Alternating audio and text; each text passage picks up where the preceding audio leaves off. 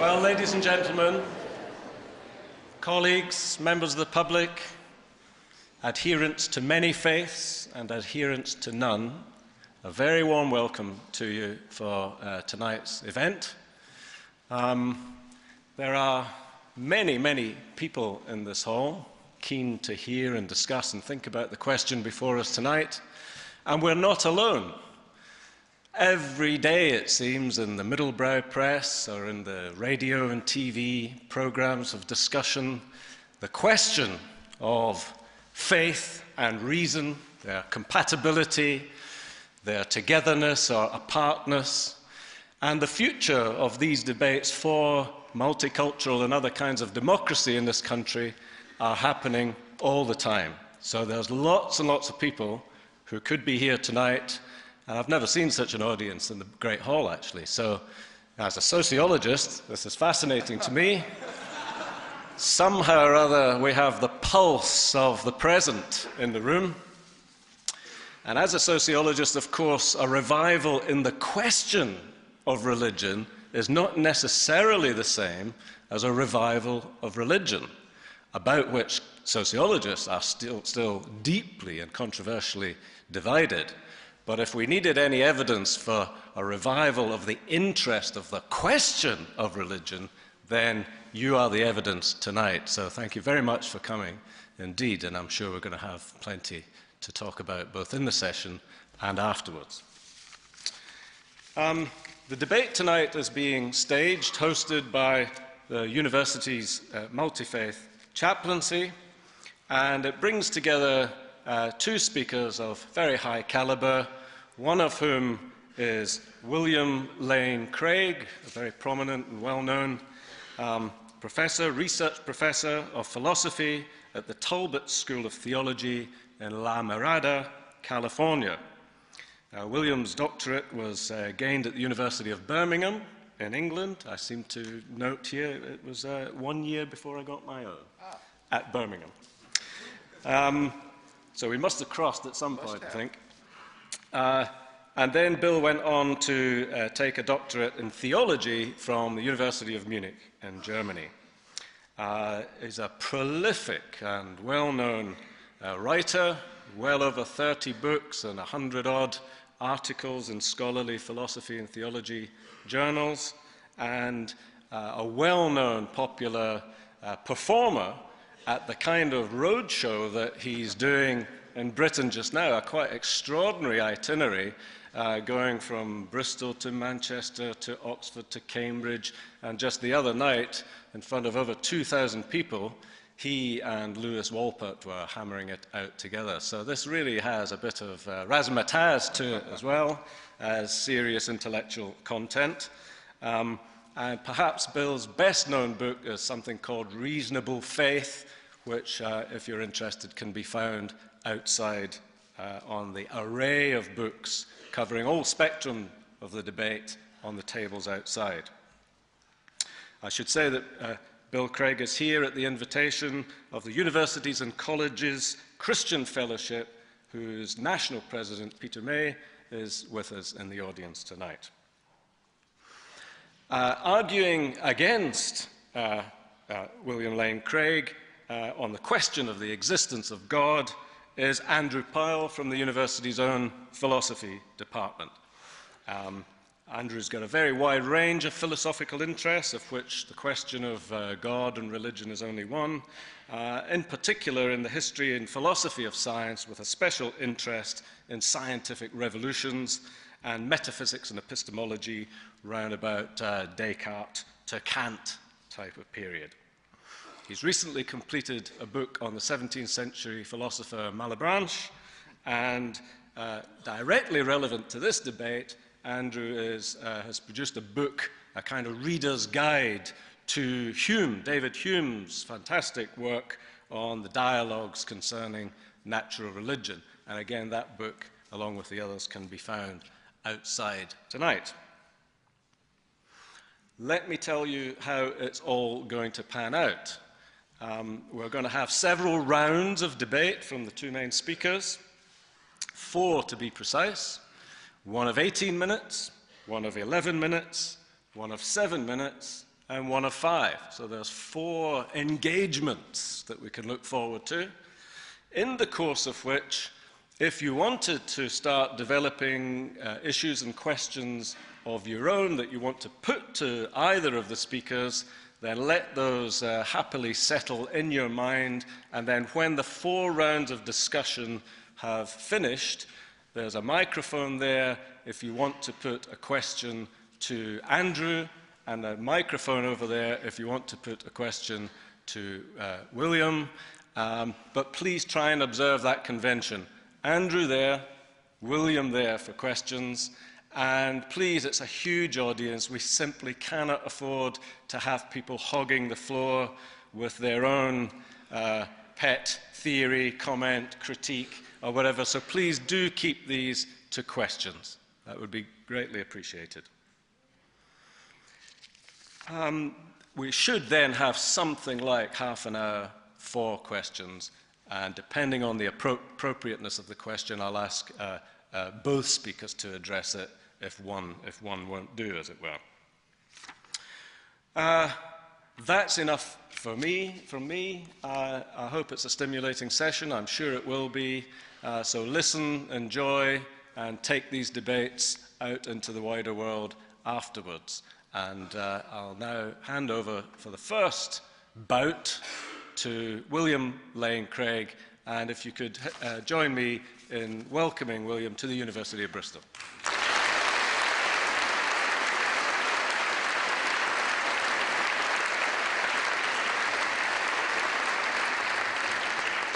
Thank you very much. I'm delighted to be here, and I'm grateful for the invitation to participate in the debate this evening. And I'm also delighted to be sharing the podium with Dr. Pyle tonight. I really hope that our discussion this evening will be a practical benefit to you as you work through these very important issues on your own. Let's begin by defining our terms. By the Christian God, I mean the God who has revealed himself decisively in Jesus of Nazareth. I'm not going to be defending the view of every church council or biblical author. When I use the word God, it is God as revealed by Jesus that is to be understood. Now, in order to answer the question before us this evening, we've got to address 2 further questions. First, what good reasons are there to think that God exists? And second, what good reasons are there to think that God does not exist? Now, I'll leave it up to Dr. Pyle to present the arguments against God's existence and then respond to them in my next speech. For now, I want to sketch 5 arguments which provide good reason to think that God does exist. Number 1, then, the origin of the universe implies the existence of a transcendent creator. Have you ever asked yourself where the universe came from? Why anything at all exists? Typically, atheists have said that the universe is just eternal and uncaused. But there are good reasons, both philosophically and scientifically, to doubt that this is the case. Philosophically, the idea of an infinite past seems absurd. If the universe never had a beginning, that means that the number of past events in the history of the universe is infinite. But mathematicians recognize that the existence of an actually infinite number of things leads to self-contradictions. For example, what is infinity minus infinity? Well, mathematically, you get self-contradictory answers. This shows that infinity is just an idea in your mind, not something that exists in reality. But that entails that the number of past events must be finite. Therefore, the series of past events can't just go back forever. Rather, the universe must have begun to exist. This conclusion has been confirmed by remarkable discoveries in astronomy and astrophysics. In one of the most startling developments of modern science, we now have pretty strong evidence that the universe is not eternal in the past, but had an absolute beginning about 13 billion years ago in a cataclysmic event known as the Big Bang. What makes the Big Bang so startling is that it represents the origin of the universe from literally nothing.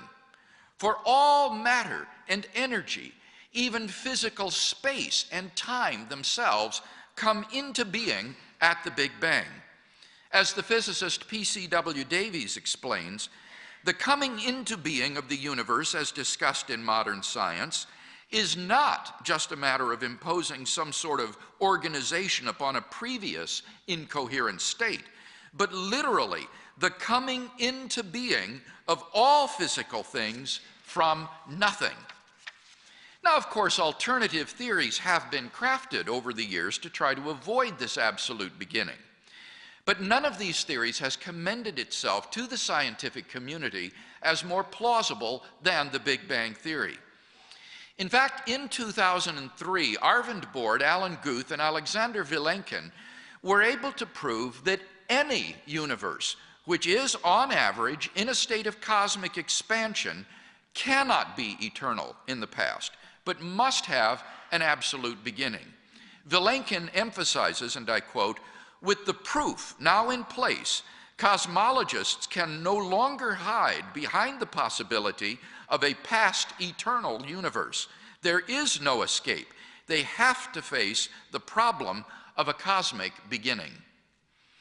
That problem was nicely captured by Anthony Kenny of Oxford University. He writes, "A proponent of the Big Bang theory, at least if he is an atheist, must believe that the universe came from nothing and by nothing.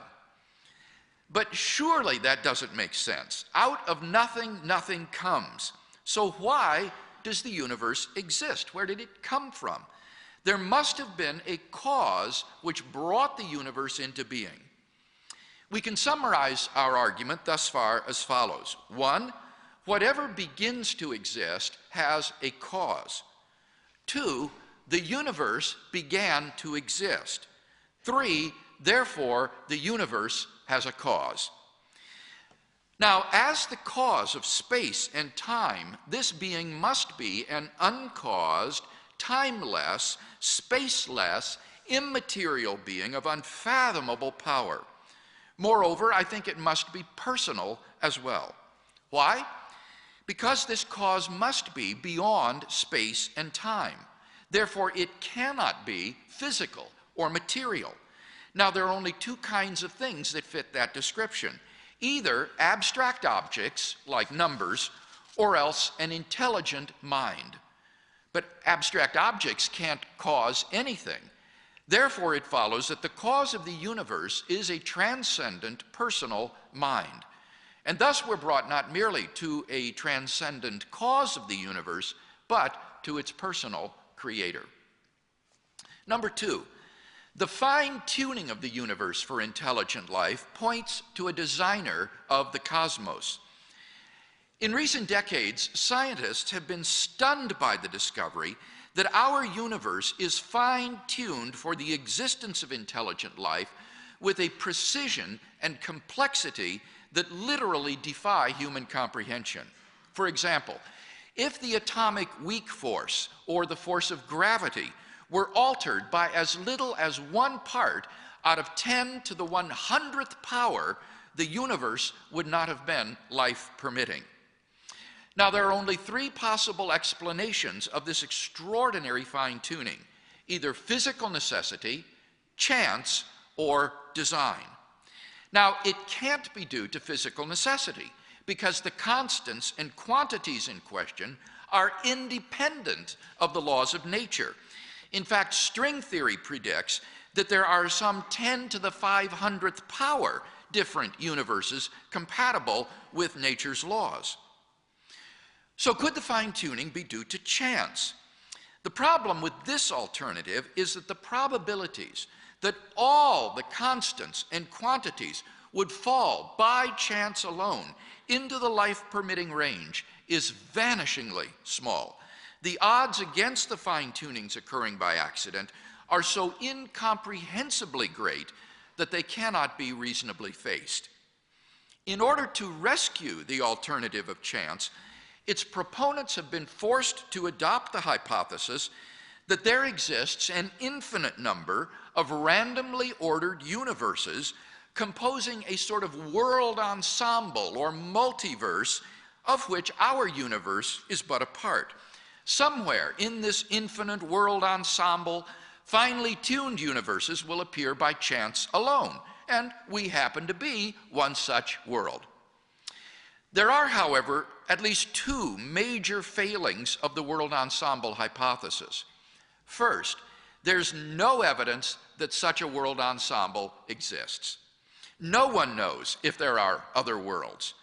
Moreover, recall that Borde, Guth, and Vilenkin proved that any universe in a state of continuous cosmic expansion cannot be infinite in the past. Their theorem applies to the multiverse too. Therefore, since the past is finite, only a finite number of other worlds can have been generated by now, so that there's no guarantee that a finely tuned world will have appeared in the ensemble. Second, if our universe is just a random member of an infinite world ensemble, then it is overwhelmingly more probable that we should be observing a much smaller universe than we in fact observe. Roger Penrose of Oxford University has calculated that it is inconceivably more probable that our solar system would suddenly form by a random collision of particles than that a finely tuned universe should exist. Penrose calls it utter chicken feed by comparison. So, if our universe were just a random member of a world ensemble, it is inconceivably more probable that we should be observing a universe no larger than our solar system. Since we do not have such observations, that fact strongly disconfirms the multiverse hypothesis. On atheism, at least, it is therefore highly probable that there is no world ensemble. Thus, the last ring of defense of the alternative to chance, collapses. So, we may argue as follows. 1, the fine-tuning of the universe is due to either physical necessity, chance, or design. 2, the fine-tuning is not due to either physical necessity or chance. 3, therefore, it is due to design. Thus, the fine-tuning of the universe implies the existence of a designer of the cosmos. Number 3, objective moral values are plausibly grounded in God. If God does not exist, then objective moral values do not exist. By objective moral values, I mean values which are valid and binding whether anybody believes in them or not. Many theists and atheists agree that if God does not exist, then moral values are not objective in this way. Michael Ruse, a noted philosopher of science, writes, "The position of the modern evolutionist is that morality is a biological adaptation, no less than our hands and feet and teeth. Considered as a rationally justifiable set of claims about an objective something, ethics is illusory. I appreciate that when somebody says, 'Love thy neighbor as thyself,' they think they are referring above and beyond themselves. Nevertheless, such reference is truly without foundation. Morality is just an aid to survival and reproduction, and any deeper meaning is illusory." Like Professor Ruse, I just don't see any reason to think that in the absence of God, the herd morality evolved by Homo sapiens is objective. On the atheistic view, some action, say rape, may not be socially advantageous, and so in the course of human development has become taboo. But that does absolutely nothing to prove that rape is really wrong. On the atheistic view, there's nothing really wrong with your raping someone.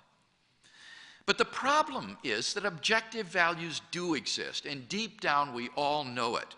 There's no more reason to deny the objective reality of moral values than the objective reality of the physical world. Actions like rape, cruelty, and child abuse aren't just socially unacceptable behavior, they're moral abominations. Ruse himself admits the man who says it is morally acceptable to rape little children is just as mistaken as the man who says 2 + 2 = 5. Some things, at least, are really wrong. Similarly, love, equality, and self-sacrifice are really good. Hence, we may argue as follows. 1, if God does not exist, then objective values do not exist.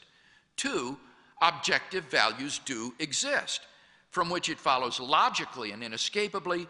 3, therefore, God exists. Number 4, the historical facts concerning the life, death, and resurrection of Jesus imply God's existence. The historical person, Jesus of Nazareth, was a remarkable individual.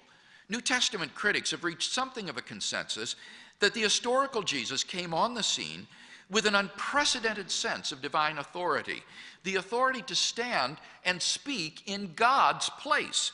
He claimed that in himself the kingdom of God had come, and as visible demonstrations of this fact, he carried out a ministry of miracle working and exorcisms. But his supreme confirmation of his radical claims was his resurrection from the dead. If Jesus did rise from the dead, then it would seem that we have a divine miracle on our hands and thus evidence for the existence of God. Now, most people would probably think that the resurrection of Jesus is something you just believe in by faith or not. But there are actually 3 established facts recognized by the majority of New Testament historians today, which I believe are best explained by the resurrection of Jesus. Fact number 1, on the Sunday following his crucifixion, Jesus' tomb was found empty by a group of his women followers. According to Jakob Kramer, an Austrian specialist in resurrection studies, by far most scholars hold firmly to the reliability of the biblical statements about the empty tomb. Fact number 2, on separate occasions, different individuals and groups saw appearances of Jesus alive after his death. According to the prominent New Testament critic Gert Ludemann, it may be taken as historically certain that the disciples had experiences after Jesus' death in which Jesus appeared to them as the risen Christ. These appearances were witnessed not only by believers, but also by unbelievers, skeptics, and even enemies. Fact number 3, the original disciples suddenly came to believe in the resurrection of Jesus, despite having every predisposition to the contrary. Jews had no belief in a dying, much less rising Messiah, and Jewish beliefs about the afterlife precluded anyone's rising from the dead before the end of the world. Nevertheless, the original disciples came to believe so strongly that God had raised Jesus from the dead that they were willing to die for the truth of that belief. N.T. Wright, an eminent New Testament scholar, concludes, "That is why, as a historian, I cannot explain the rise of early Christianity unless Jesus rose again, leaving an empty tomb behind him." Attempts to explain away these 3 great facts, like the disciples stole the body or Jesus wasn't really dead, have been universally rejected by contemporary scholarship. Therefore, it seems to me, the Christian is amply justified in believing that Jesus rose from the dead and was who he claimed to be. But that entails that God exists. Finally, number 5, you can experience God personally.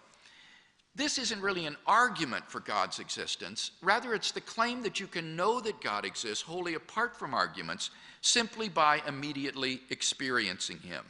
This was the way people in the Bible knew God. As Professor John Hicks says, to them God was not an idea adopted by the mind, but an experienced reality which gave significance to their lives. If you're sincerely seeking God, then I believe that God will make his existence evident to you. We mustn't so concentrate on the external proofs that we fail to hear the inner voice of God speaking to our own hearts. So in conclusion, if Dr. Pyle wants us to believe otherwise, then he must first tear down all 5 of the reasons that I've presented and in their place establish a case of his own to prove that God does not exist. Until he does that, then I think we should agree that theism is the more plausible worldview.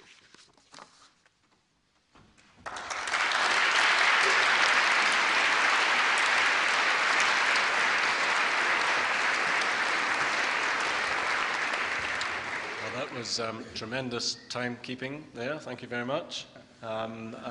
Just in the interest of absolute fairness, please now welcome Andrew Pyle.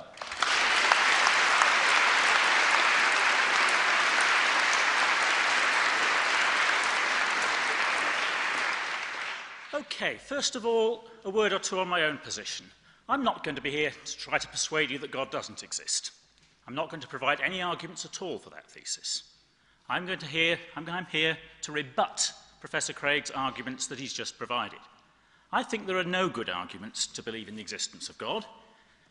Does that make me an atheist, an agnostic, a fideist? Well, I'm not a fideist. There are plenty of Christians who are, who believe that there is a God, but who believe that that is a matter of faith and not of reason. The fideists over the years have often welcomed attempts to rebut the arguments for the existence of God because they don't think their belief rests on arguments at all. Am I an atheist or an agnostic? Well, this is a very hard one because, of course, it's going to turn on that wonderful old chestnut of when absence of evidence is evidence of absence. In the empirical domain, this is pretty clear. The absence of any evidence for elephants in my back garden is very strong evidence that there are no elephants in my back garden. Extremely strong. On the other hand, the absence of evidence of intelligent extraterrestrial life somewhere out there in the rest of the universe is very, very weak evidence that there's no intelligent extraterrestrial life. So when we're in the empirical domain, this is pretty clear-cut. We ask ourselves, how likely is it that we would have detected this evidence if it were there?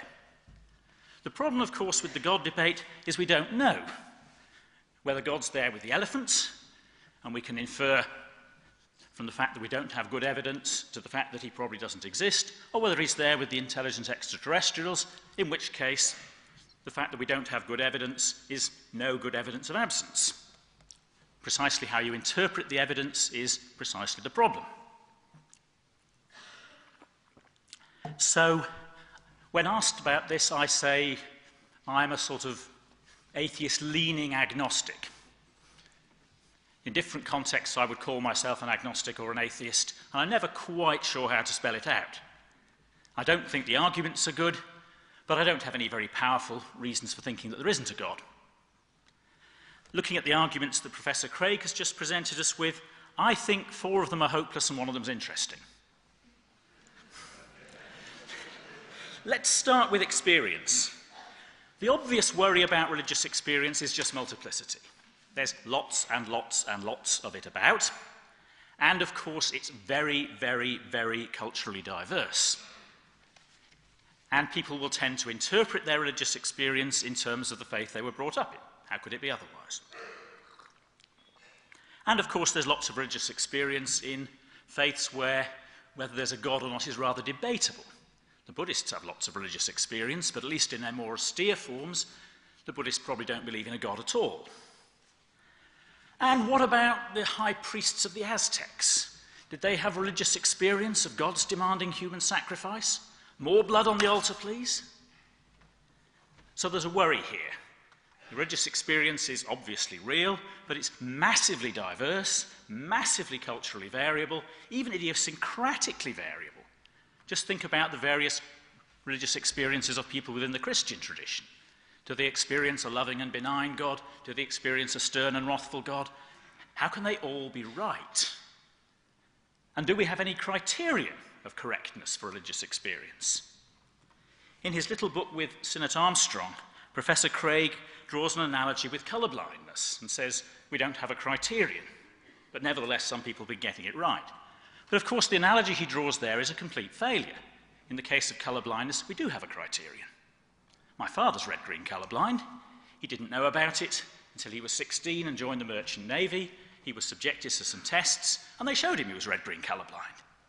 And importantly, they showed him that he was red-green colourblind using the sensory information available to him. He knew, using his own senses, that he failed various tests. He'd be lousy at picking the right fruit out of a box of fruit. So, in that case, we have a criterion of correctness. In the case of religious experience, it looks as if we don't. We just have enormous diversity. Okay, second, morality. First step towards clarity here, get rid of the terms subjective and objective. Excise them from your vocabulary when you're doing serious philosophy. This is the first thing I tell my students when they come to do ethics.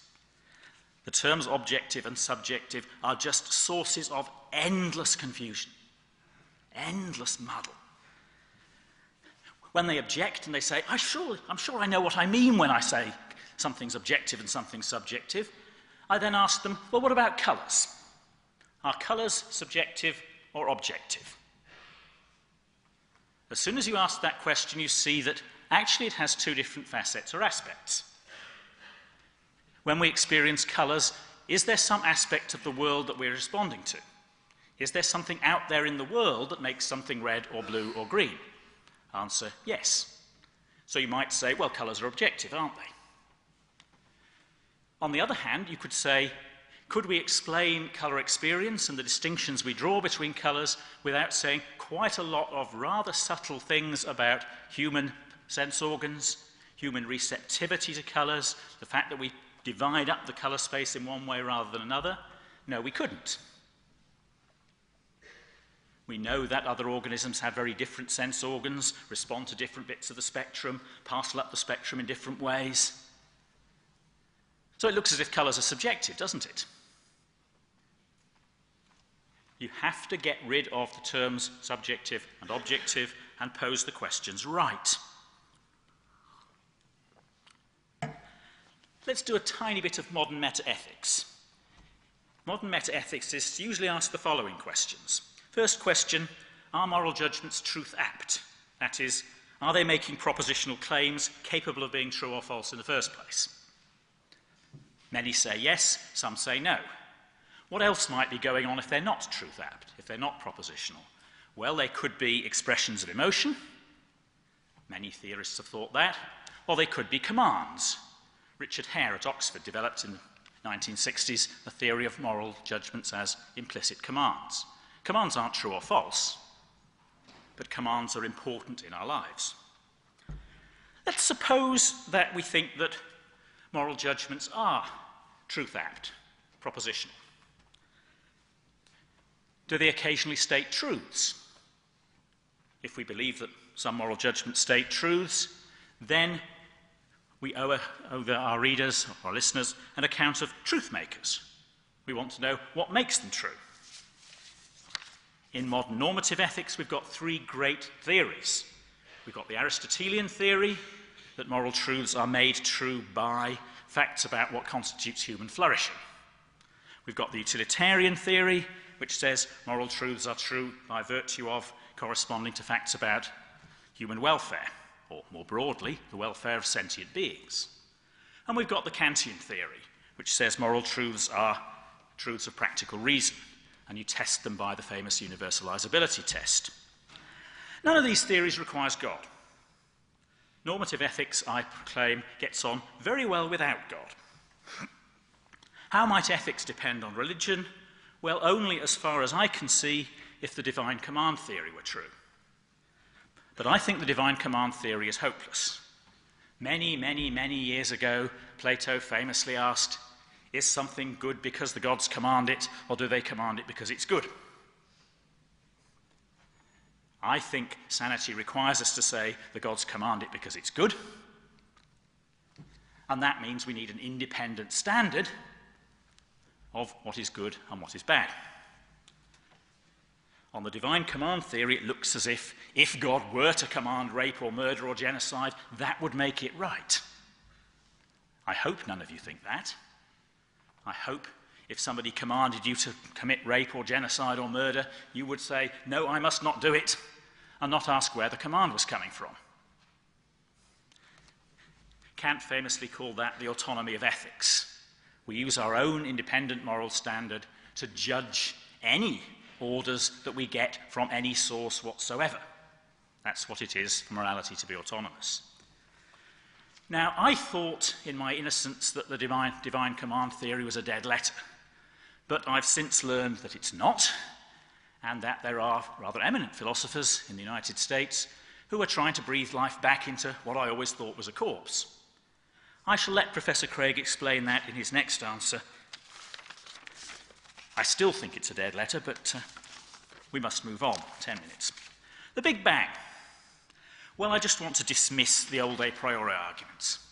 Professor Craig has given us the argument that Kant gives us in the first antinomy of the Critique of Pure Reason for the finite past of the universe.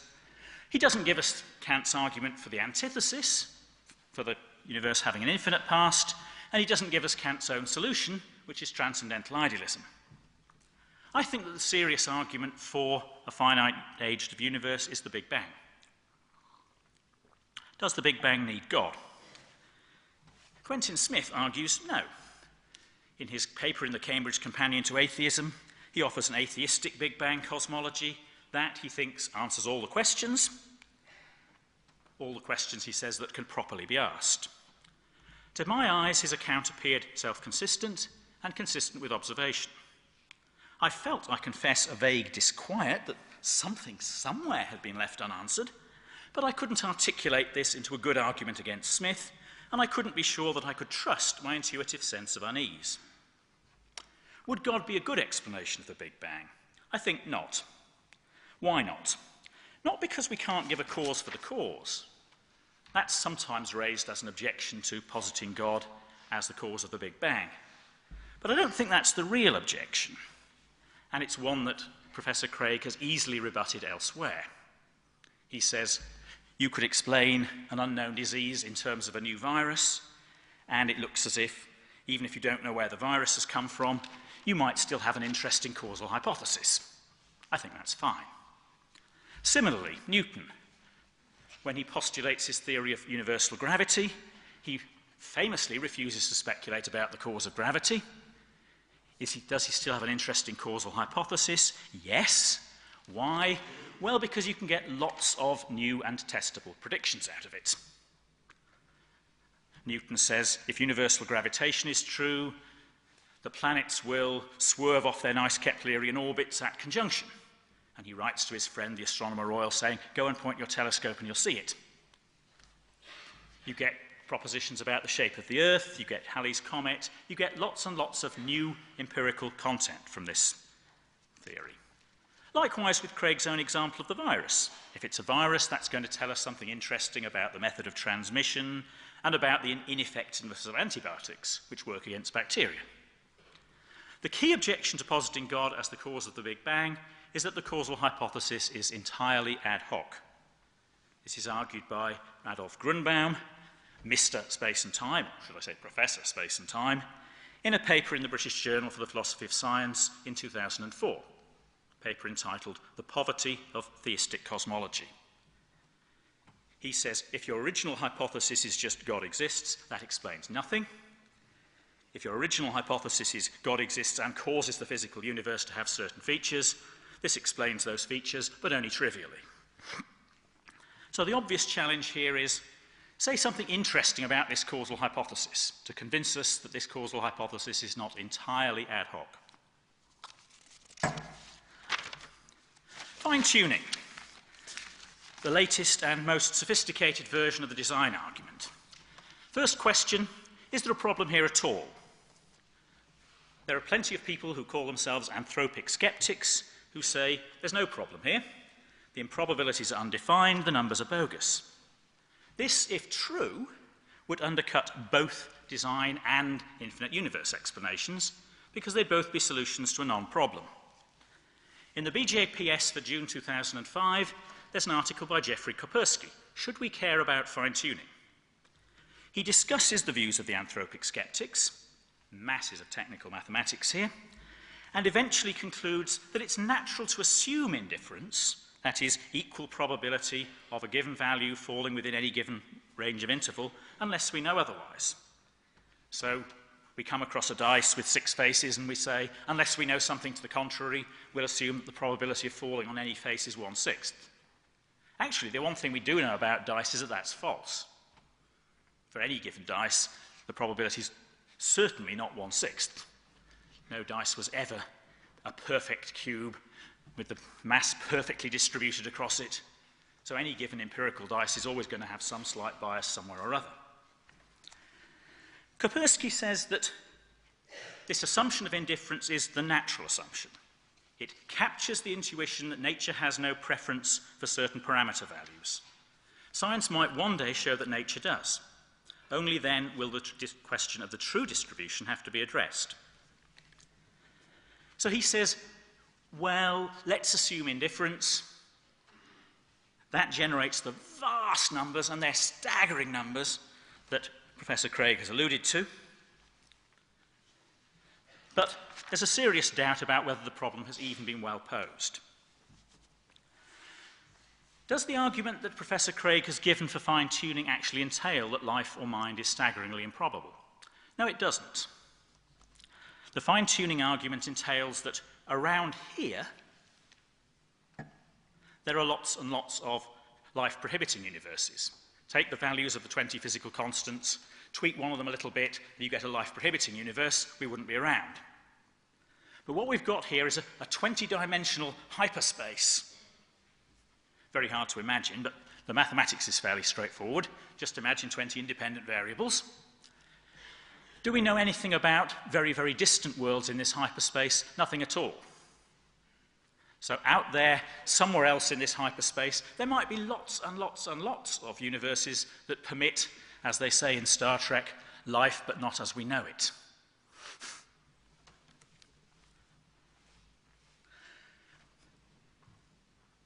Now, I'm going to have to speed up, otherwise I'm going to have to say nothing about the resurrection. That's a shame. Let's return to Craig's argument.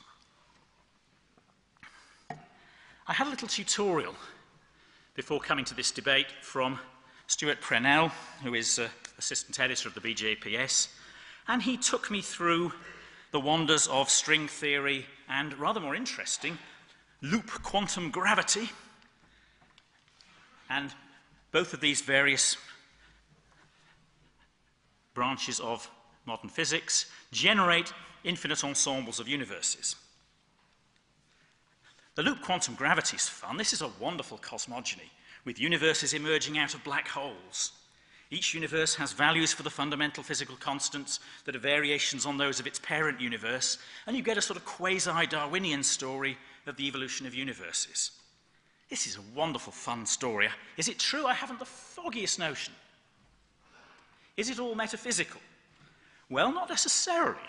Not if our theory tells us things that we can predict, things that we can observe in our physical universe. Is it merely ad hoc? Are we just multiplying probabilistic resources merely to solve the fine-tuning problem? Well, it might not be. I read a nice little web article by Lee Smolin, pioneer of loop quantum gravity, before coming to this debate, and he stresses again and again and again the possibility of performing experiments. This is the test for ad hocness. Can we go away and perform some experiments? Can we test this hypothesis? And he says, for about 30 years in fundamental physics, we were generating hypotheses, but we were completely unable to test them. And he says, now we're beginning to be able to form tests. So he says, the rival infinite universe versions of string theory have met some setbacks. They've come across some facts that are inconsistent with their theory. Is this a death knell for the theory? Well, not necessarily. But my theory, he says, loop quantum gravity passes the tests.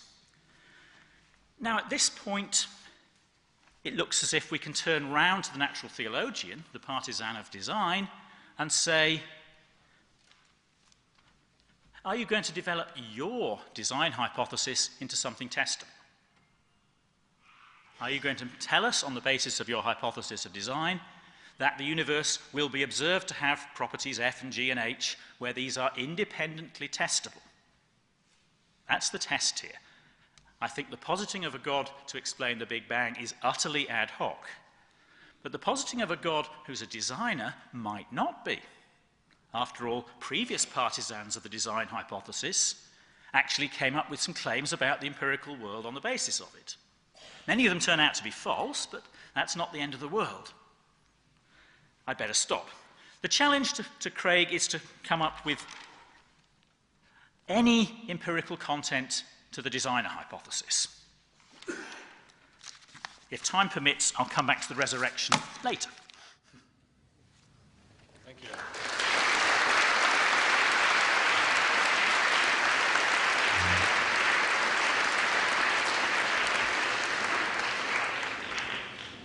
Well, that concludes the first round, the first bout.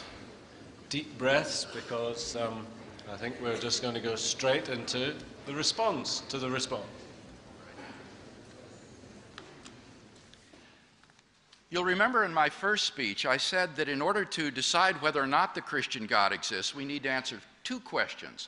First, are there any good reasons to think that God does not exist? Now, Dr. Pyle, by his own admission, is unable to offer us any reasons to think that God does not exist. This leaves us then at best with a sort of agnosticism. God may or may not exist. And as he himself recognizes, this is compatible with Christianity. I may believe that God exists simply on the basis of my religious experience in God or on the basis of faith. And therefore, the failure of any arguments for God's existence does nothing at all to disprove that he exists. Dr. Pyle also admits he doesn't know if the absence of evidence would prove that there is no God. And I would suggest that in this case, the absence of evidence for God, even if it were true, does nothing to disprove God's existence, because the absence of evidence is evidence of absence only in the case where if the entity did exist, you should expect to see more evidence of its existence than what we do in fact see. And what that would mean is that if God exists, should we expect to see more evidence of his existence than the beginning of the universe out of nothing, the extraordinary fine-tuning of the universe for intelligent life, the existence of a realm of objectively existing moral values, the resurrection of Jesus from the dead, and religious experience of knowing God personally? I don't think there's any probability that we ought to have greater evidence than that if God did exist. So basically, at worst, we're left tonight with agnosticism, which is completely compatible with Christianity. But I have offered 5 reasons to think that God does exist, and Andrew has offered some very technical responses to some of them. First, the origin of the universe points to a creator. Notice that Andrew does not deny my first premise that whatever begins to exist has a cause. I then offered 2 arguments as to why the universe began to exist. The first was a philosophical argument against the possibility of an actually infinite past. And by his own admission, he says, I will simply dismiss this argument. Well, dismissing it is not the same as refuting it. He says Kant offers an antinomy to this, but does Dr. Pyle seriously mean to endorse the antithesis of Kant's first antinomy? I think not. That is easily solved by simply saying that time begins at the moment of creation and that God beyond the Big Bang exists timelessly. So unless he thinks, and I'm sure he does not, that Kant's argument in the antithesis is sound, we're left with a perfectly good argument against the infinitude of the past. I'm going to stake my claim on that philosophical argument. What about the scientific evidence? Well, here he simply alluded vaguely to Quentin Smith's arguments, but didn't tell us what those arguments were. In fact, Quentin Smith believes in the beginning of the universe. He agrees with the second premise that the universe began to exist. So I think we've got good scientific and philosophical reasons for believing the universe began to exist, and from that it follows with logical necessity that therefore the universe has a cause. Now, Dr. Pyle indicts this conclusion by saying God is not a good answer to this because you can't make any new predictions on the basis of the God hypothesis. It's ad hoc. Well, the problem with this response is that I'm not offering a kind of creation science here. I'm not offering this as a sort of scientific hypothesis. This is a deductive philosophical argument. And given the 2 premises, the conclusion follows with logical necessity. Whether you think it's explanatory, whether you like it or not, is irrelevant.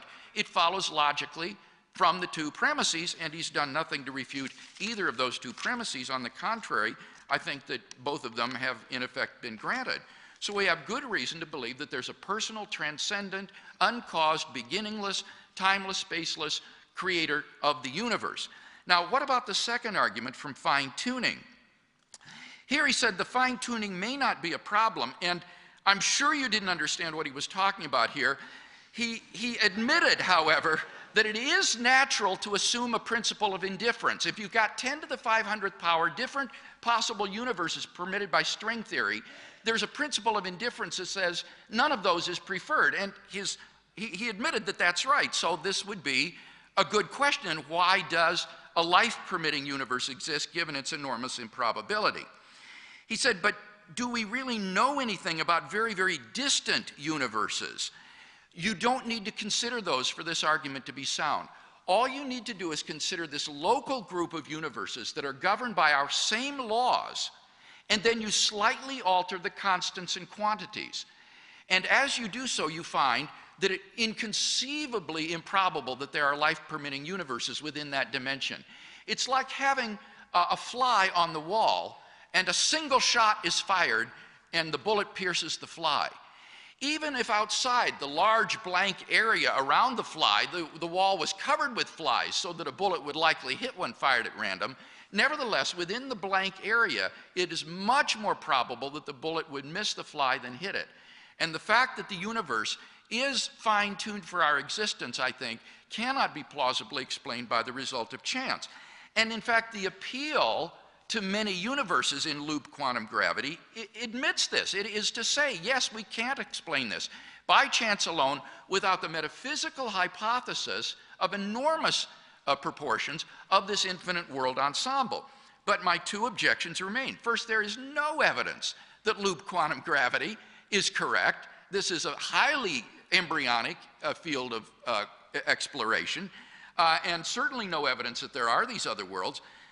Secondly, the Penrose problem remains, that if we are just one member of a random assortment of worlds, then it is inconceivably more probable that we should be observing a much smaller universe, because there are many more of those types of universes in the ensemble than finely tuned universes. Again, he asks, what predictions can you make? I'm not offering this as creation science. This is a deductive argument.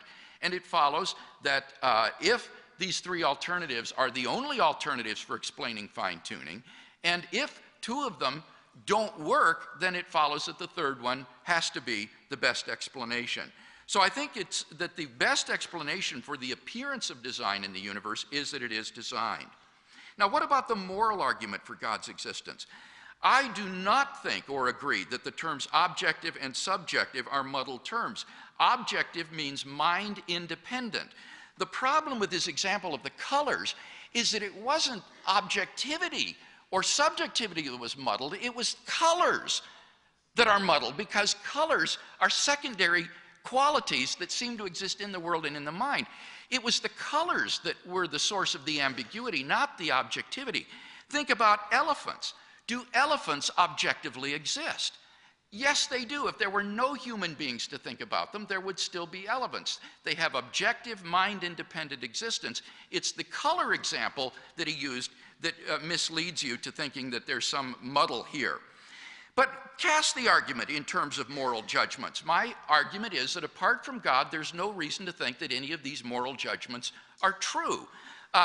Richard Dawkins, for example, in his recent book, takes the view that there is no good nor evil. There is simply DNA replicating itself. There is no meaning beyond that. That's the position of the secular evolutionary atheist. And what I'd like to know from Dr. Pyle is, why is Dawkins wrong?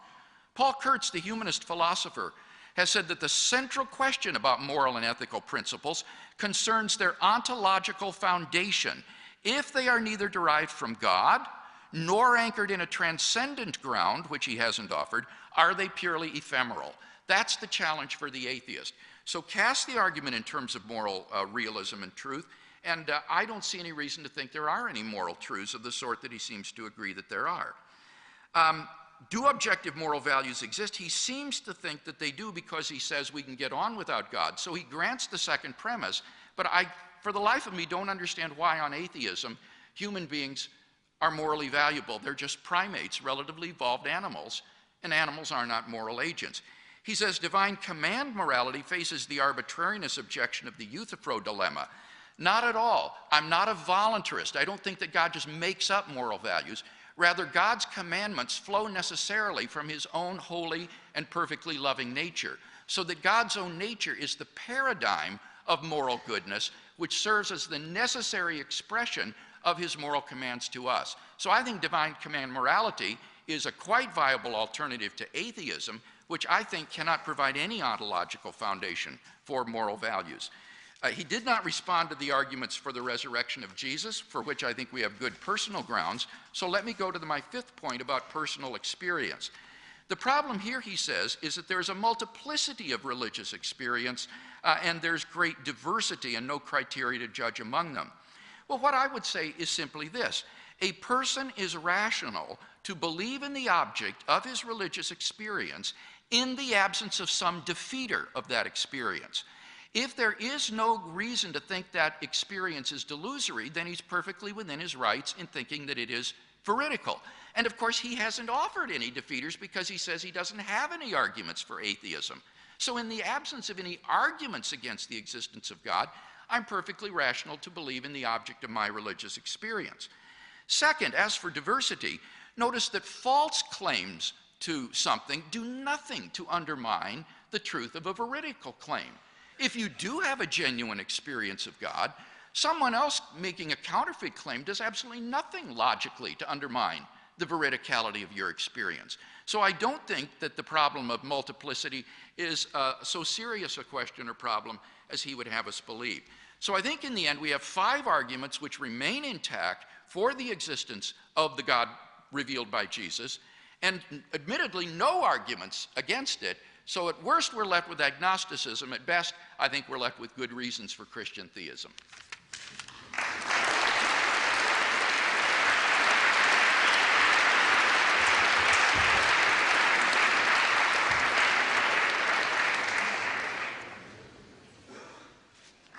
Let's just correct a couple of misunderstandings, and then I'll go on to say something about the fifth argument, the argument about the resurrection. Professor Craig thinks that I'm endorsing the antithesis in this Kant's second antinomy. No, I was making a rather different point. I was suggesting that the time is long gone when we settled great debates about whether the universe is infinite or finite in space or in time by a priori argument. I have a very good colleague and a good friend called James Ladyman who writes lengthy and very vitriolic polemics against people who think that we should do this stuff by a priori argument. As a historian of philosophy, I have to look at the a priori arguments because that's where this stuff is coming from. So when I was talking about Kant, I was simply saying Kant presents an argument for the thesis for a finitely old universe. He presents an argument for the antithesis for an infinitely old universe, and then he presents his own solution to the problem, which is transcendental idealism. The physical universe doesn't exist in its own right anyway. Now, I don't think this is the right way to tackle these problems. That's why I wanted to dismiss that line of argument from Professor Craig. I wanted to say the right way to do this stuff is to look at the physics, and Professor Craig, of course, does that. He looks at the Big Bang. With regard to the Big Bang, he says, I'm not presenting an empirical hypothesis here. I'm presenting a metaphysical argument. But of course, he's presenting a causal claim. And when somebody comes up with a causal claim, you can ask, what reason do I have to believe in this posited cause? When Professor Craig says it's a virus that's producing this disease, not something else, not a bacterium, not anything, other sort of microorganism, it's a virus that's causing this disease. And then I say, well, what reason do I have to think that it's a virus that's causing this disease? And the answer, of course, is, well, it will pass some tests. If this disease is caused by a virus, antibiotics will be ineffective, it will pass through filters of a certain kind, and so on and so forth. So when somebody advances a causal claim, a causal hypothesis, you have to ask what evidence is being presented, and then the question is whether that causal hypothesis is ad hoc, whether it has been merely contrived to explain the available evidence. And the test for ad hocness is independent, testable content. The natural theologians of the past were not shy of adopting this challenge. Professor Craig seems to be.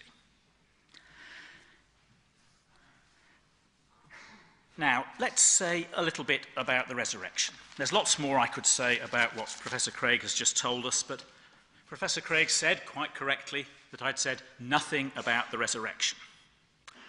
Well, it won't do for Professor Craig just to say, these are facts that need to be explained. Remember the nature of our sources. These are documents selected. How? On what basis? By what criteria? from a mass of documents written in Greek by a group of people living at least 30 years, probably more, later than the original Aramaic-speaking disciples of Christ. Just remember those historical facts and you get the endless possibilities of misremembering, misreporting, mistranslating, spin doctoring. Endless possibilities for a misrepresentation of the original fact from any number of sources of human error. You might ask, do I believe in the historical Jesus at all? Well, I think the answer is yes. I think that myths and legends tend to accumulate around some kernel of historical fact. Do I believe in the crucifixion? Well, almost certainly. It seems a most extraordinary thing for anyone to make up. Remember that the disciples and the Jews were looking for a Messiah who would lead them to glory. So it seems a bizarre assumption that anyone would make up the tale of the Messiah being put to death like a common criminal. So I have a very high subjective probability that something like the crucifixion probably happened. Do I believe in the empty tomb? Well, I neither strongly believe nor strongly disbelieve it. Empty tombs happen. Nothing miraculous about an empty tomb. Bodies go missing for all manner of reasons. Might have happened, might not have happened. But to get from the empty tomb to the miracle of the resurrection, Professor Craig needs to take on the most astonishing fourfold task. Let me explain what this fourfold task consists of. He's going to have to list the naturalistic hypotheses. There are, 800 or 900 people here in this room? Well, I suggest that you all go away and write a little naturalistic story about how a body can go missing from a tomb in a couple of days. If my playwright friend Anthony Smith is here, he can write 2, since he's good at writing stories. Then you've got to eliminate the naturalistic hypotheses, and when Professor Craig does this in more detail elsewhere, his arguments amount to little more than special pleading. They amount to little more than the claim that if the body had gone missing because somebody had pinched it, somebody had run off with it, then some person or persons would have done something for which we don't have a proper explanation in terms of motives. Some person or persons unknown have done something for which we don't understand the motives. And of course, people never do anything for motives we don't clearly understand. And of course, if we're admitting supernatural causes, you can admit any other supernatural causes ad hoc. Maybe the devil did it all. And then you've got to eliminate those. So you've got to list naturalistic hypotheses, eliminate naturalistic hypotheses, list rival supernaturalistic hypotheses, eliminate rival supernaturalistic hypotheses. All I can say is good luck.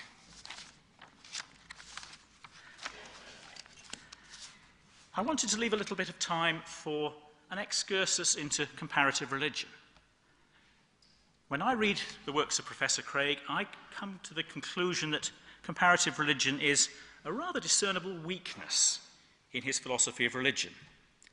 He argues for the historical truth of the Christian miracle of the resurrection. And I want to ask him what he thinks of the Ganesh milk miracles of 1995. I looked these up on the web the other day, and I came across 97,400 entries under Ganesh plus miracle. I confess I only looked at the first 40. What was the occurrence? Well, statues of the elephant god Ganesh in Hindu temples all over the world started to accept milk offerings for a day, and then stopped. That's what we're told. This happened on September the 21st, 1995. As a neutral observer with no allegiance to either religion, Hinduism or Christianity, I found myself in the position of being the sort of neutral judge and scoring the debate. Which of these two miracles has better evidential credentials? Well, what sort of tests might we employ? Quantity of witnesses. This is no contest. Ganesh wins hands down.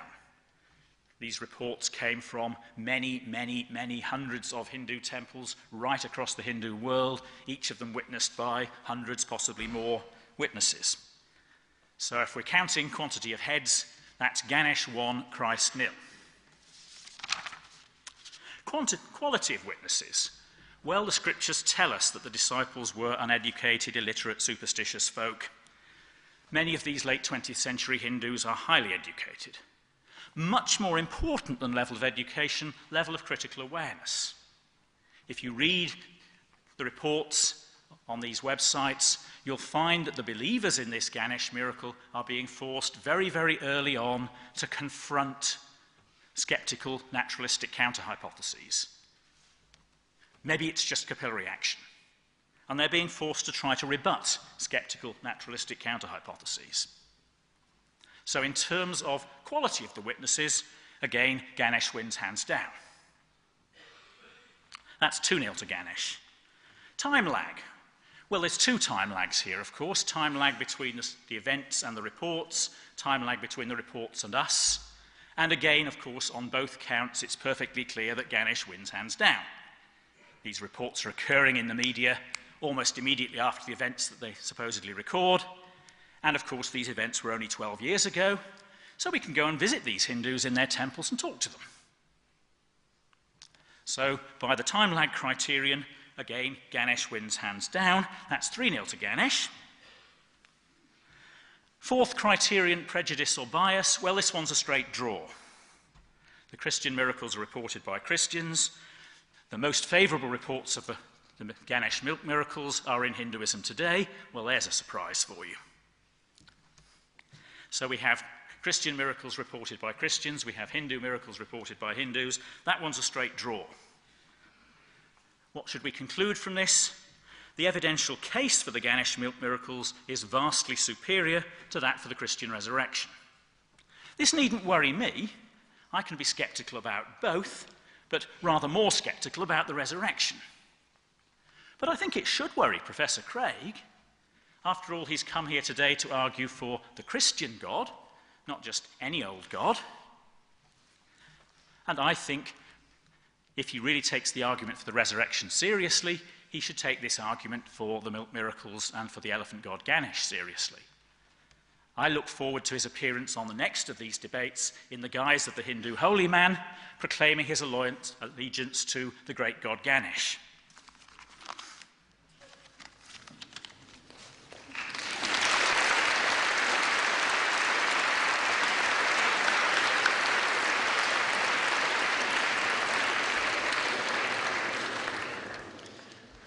Well, so engrossing is this exchange that how many is that? 2 goes each, is it? Okay, well, we've still got time for more to come. Right, now, number 3, round 3. Here we go.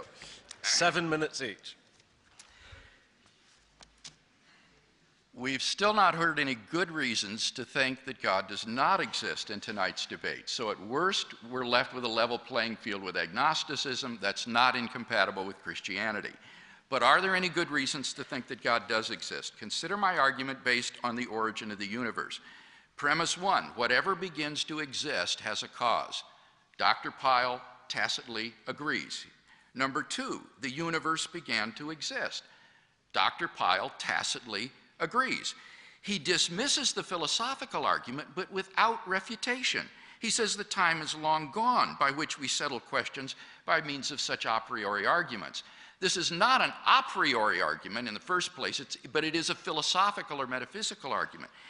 And as for it being long gone, well, I think that's just a manifestation of modern arrogance to dismiss arguments in this way. I think the argument is sound. And there are plenty of other contemporary philosophers, such as David Oderberg at the University of Leeds, or G.J. Whitrow, who was at Imperial College of Science and Technology, who agree with me. So you've got to do more to refute a philosophical argument than just treat it dismissively. And as for the scientific evidence, I've already indicated that among contemporary scientists, the Big Bang, or the prediction of the Big Bang theory that the universe began to exist is widely accepted. That leads then deductively to the conclusion that the universe has a cause. Now, again, he simply says, but what reason is there to believe in this cause? What predictions do you make? It's a deductive argument. If you grant the 2 premises, then there must be such a cause, and then I gave arguments as to why we ought to think this cause is timeless, changeless, personal, and so forth. But let me also add, it is confirmed by the other arguments for the existence of God, the arguments from fine-tuning, from moral values, from the resurrection of Jesus. All of these create a cumulative case which I think make the God or creator hypothesis quite plausible. He hasn't yet responded to my refutation of his objections to the fine-tuning argument or the moral argument, so let's turn to the argument concerning the resurrection of Jesus. And here I was slightly amused to find that it was Dr. Pyle who was using a priori methods to deal with a historical question. He says, look at the nature of the sources. There's ways of misrepresenting, ways of misremembering. All of these things are possible.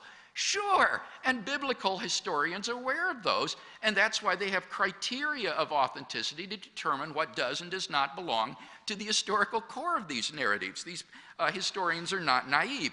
Criteria such as multiple attestation and independent sources, embarrassment, the very criterion that he implicitly used in accepting the crucifixion of Jesus, coherence with readily established facts, Semitic language and traces of milieu, and so on and so forth. And when they do this, they find that in fact these narratives are very credible with regard to these three facts.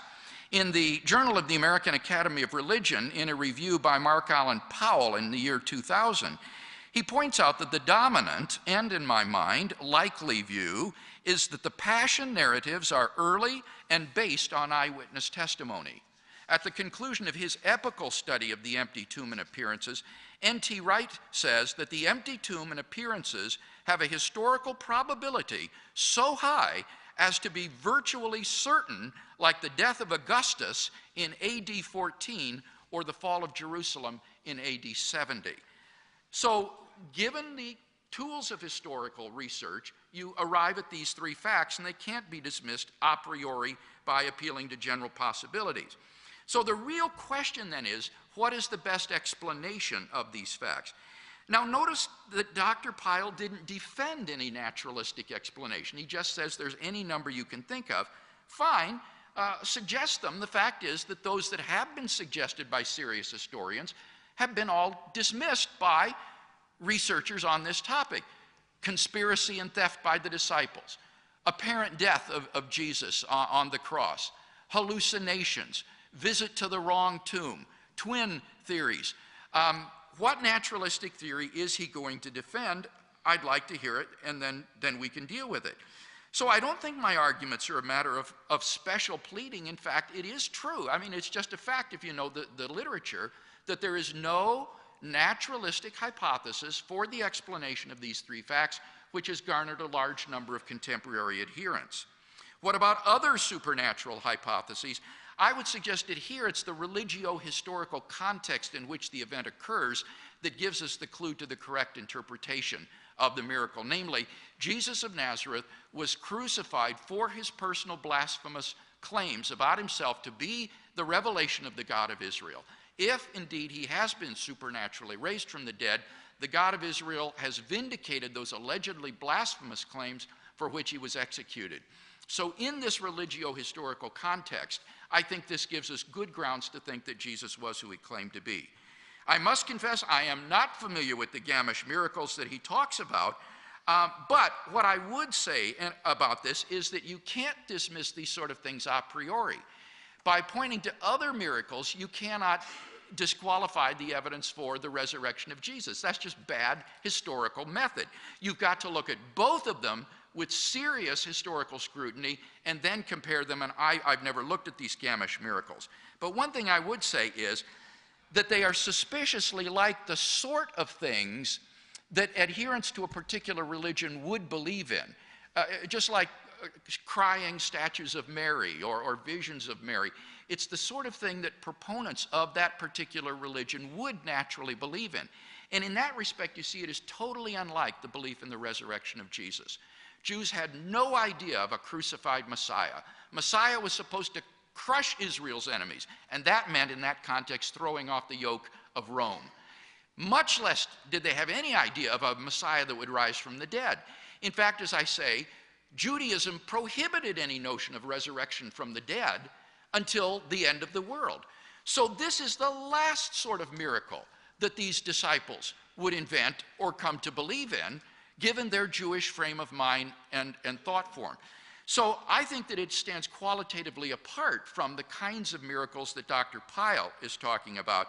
But in any case, we would need to do a historical examination of both cases and see where the evidence lies. And I think that in the case of the resurrection of Jesus, the three facts are fairly firmly established, and the religio-historical context gives us good ground to believe plausibly that the God of Israel has raised Jesus, his son, from the dead in vindication of those claims.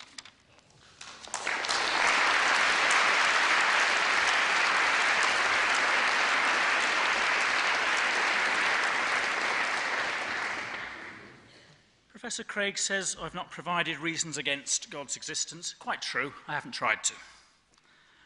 He goes back to the Big Bang and says, I've got a deductive argument for a cause. Well, that's just a deductive argument for a cause labelled a cause. Deductive argument saying, here's something that comes into existence, therefore it has a cause. But he wants to say a great deal more about the nature of that cause. He wants to say a whole lot of stuff about what that cause is. He's advancing a causal explanation. Now, I think when somebody advances a causal explanation, it's legitimate for somebody else to come back and say, why should I believe that that is the cause rather than anything else? Now we've got the Quentin Smith account, which makes the physical universe effectively self-sustaining. He says the whole thing works fine without a God. Does he believe that it has a cause? Well, he believes that every causal question you can ask about the physical universe can be answered by reference to the physical universe. So he flatly denies the physical universe needs a transcendent cause. If you buy into the Lee Smolin scenario of the wonderful reproducing universes, then again you're going to get a cause for this physical universe, for the Big Bang that led to the creation of this physical universe. But it's going to come out of a previous physical universe, which was in the ancestor relation to this physical universe. Now, we're not going to be in a position to reconstruct that causal story, of course, because no information gets across the Big Bang.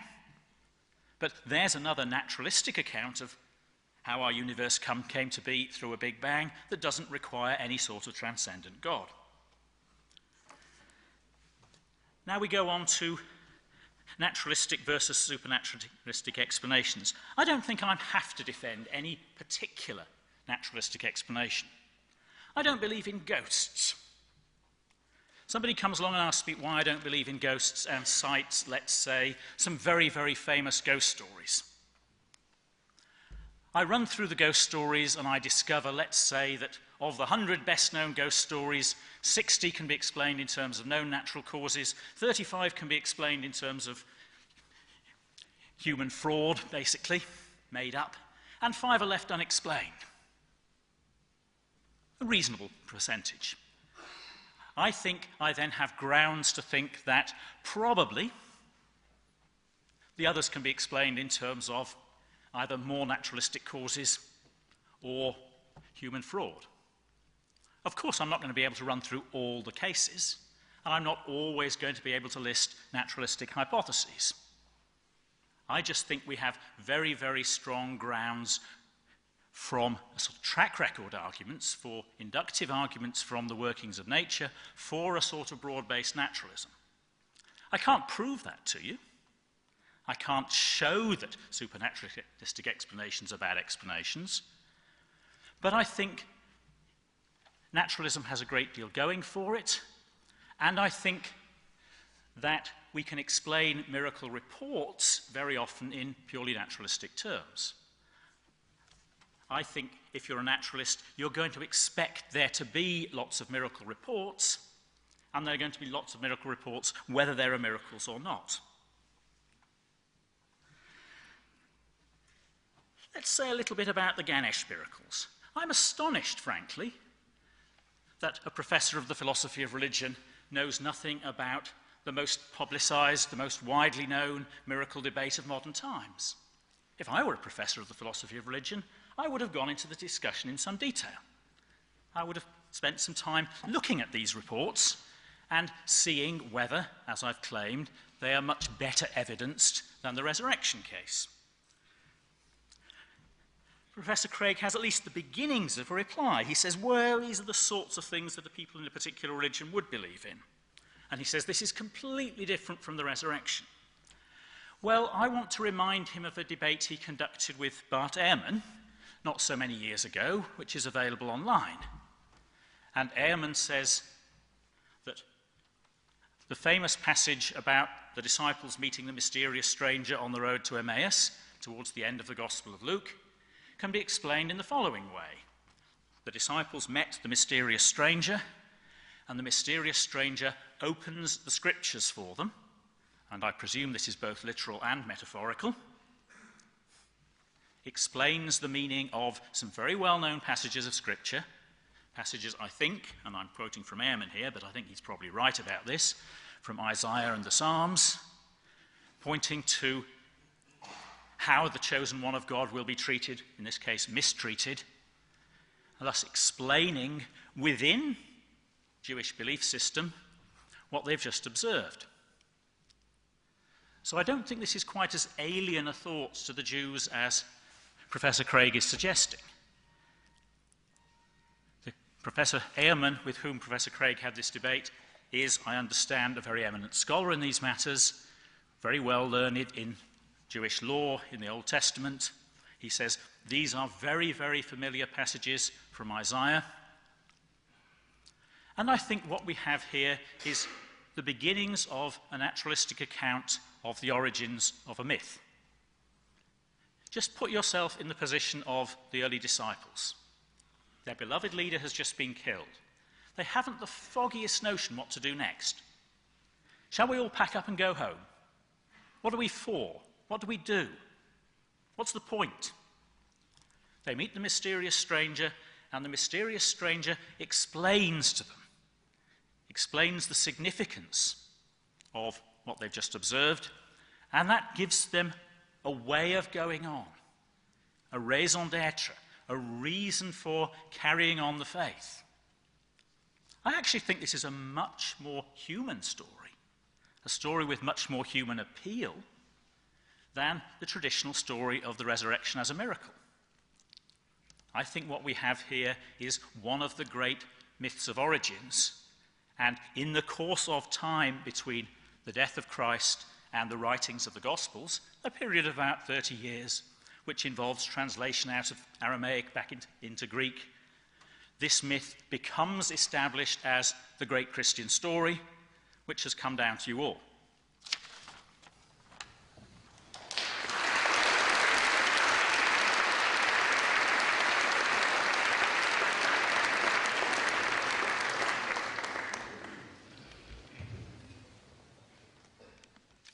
In my closing statement, I'd like to draw together some of the threads of this debate and see if we can come to some conclusions. In the first place, we've not seen any good arguments to think that God does not exist tonight. And therefore, at worst, we're left with agnosticism, which is perfectly compatible with Christianity. But secondly, I think we do have the balance of probability on the side of Christian theism tonight. First, the origin of the universe. It's never been disputed that what begins to exist has a cause, nor has the argument for the beginning of the universe been disputed. Tonight, it simply be dismissed as not modish any longer. He did in his last speech say, well, loop quantum gravity might be able to provide an alternative, but it's dubious that loop quantum gravity or Smolin's model can be extended backward to infinity. This has never been successfully done. So on balance, there is no doubt that the balance of the scientific evidence as well as the philosophical evidence is that the universe had an absolute beginning at some point in the past, and therefore it must have a cause. Now he says, but what is the nature of that cause? Well, I answered that in my first speech. I gave several arguments as to the nature of this cause: timeless, spaceless, immaterial, beginningless, uncaused, personal, and enormously powerful. And all of those follow from a conceptual analysis of what it means to be a cause of time and space. But this is not offered as a scientific explanation. This is a personal explanation. If I go in and find my wife in the kitchen, there's a kettle boiling, I say, why is the kettle boiling? She might give me a scientific explanation in terms of the heat of the flame passing kinetic energy to the molecules of the water, causing them to fly off in the form of steam. Or she might say, I put it on to make a cup of tea. The one is just as valid an explanation as the other. And I'm offering an explanation in terms of an agent and his volitions. A scientific explanation of the first state of the universe cannot be given because it is an absolutely first state. He says, but Smith thinks that the singularity could be the cause of the universe. The problem is that the singularity itself came into being at some point in the past and needs an explanation. The fine-tuning argument has been dropped in the debate, as has the moral argument. What about the resurrection of Jesus? He says, well, naturalism has a great deal going for it, but he never told us what it is. In fact, naturalism is plausibly the same as atheism, and he's not offered any arguments for atheism tonight. So you can't disqualify the evidence for the resurrection by presupposing naturalism. That would be question-begging. He says, well, there are other ghost stories that one might explain, and therefore you don't need to explain every ghost story of that sort. Granted, but that's why the uniqueness of the resurrection is so important. If you could show that the resurrection is exactly similar to other types of spurious miracle stories, you would have some grounds for doubting it. But it is the uniqueness of this event and of this belief that sets it apart. If his understanding of the Gamash miracles is as poor as his understanding of the road to Emmaus story in the Gospels, then I have no confidence in what we heard about those miracles tonight. Ehrman's position is not that the disciples met some stranger and this caused them to believe in the resurrection of Jesus.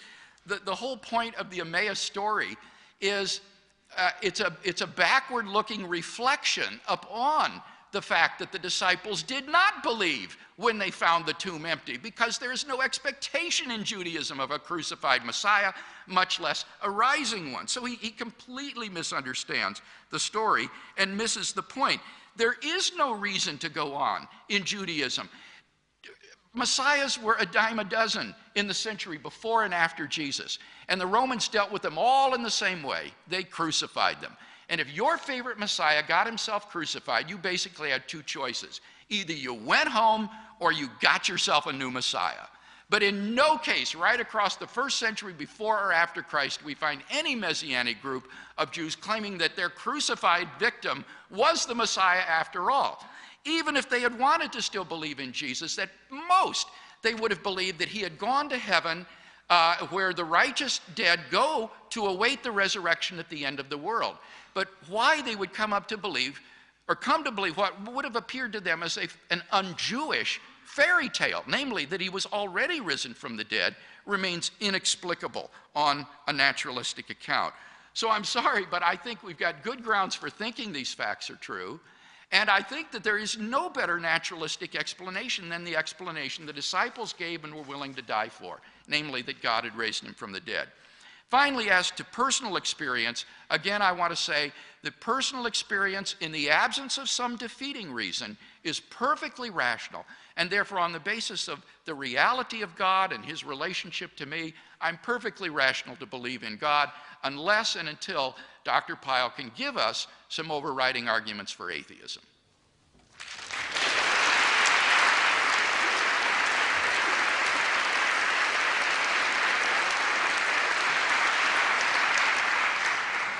Well, I'm afraid I must have missed something.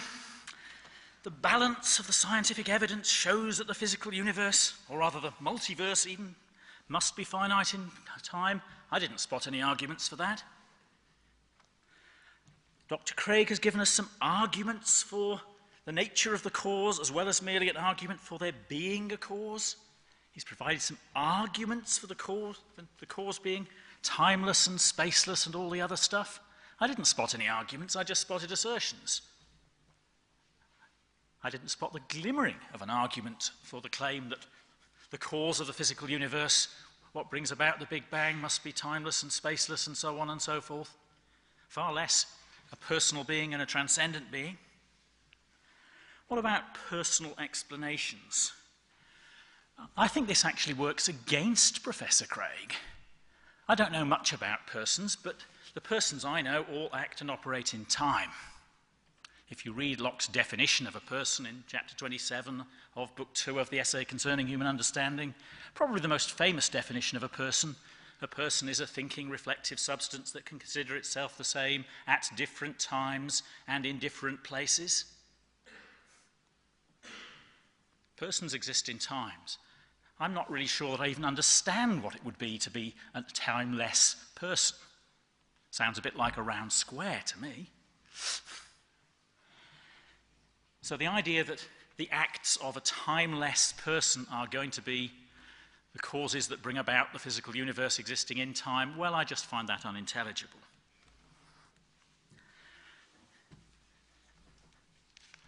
We get a misrepresentation of the Quentin Smith position.